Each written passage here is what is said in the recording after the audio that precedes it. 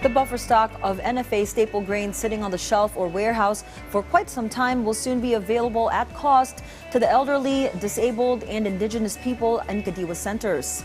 And these select groups or sectors can avail of them at 29 pesos a kilo at 10 kilograms a month. Just another way to ensure the nation's rice stock is put to good use, as our Clazel Pardilla reports.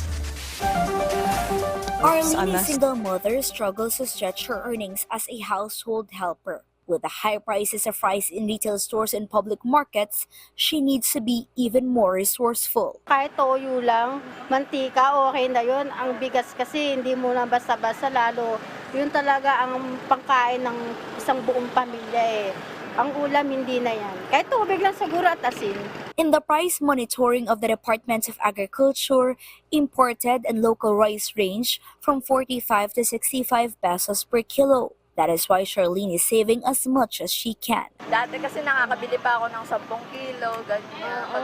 Ngayon mga 5 kilo lang muna, ganyan. To help Filipinos within marginalized sector avail of affordable rice, the National Food Authority Council has approved the sale of aging stocks of NFA rice at Kadiwa centers. It will be sold at cost or a rock-bottom price of 29 pesos per kilo to solo parents, the elderly, persons with disabilities, and indigenous people or vulnerable sectors, benefiting up to an estimated 6.9 million families. Ang programa natin Bigas 29 ay para magkaroon ng access, especially yung ating mga kababayang mahihirap dito sa murang bigas. Nire-release yung mga aging stocks para hindi rin masira. Lahat ng ilalabas na aging stocks ay certified as magandang quality pa. Families can buy up to 10 kilograms each per month. An estimated 69,000 metric tons of supply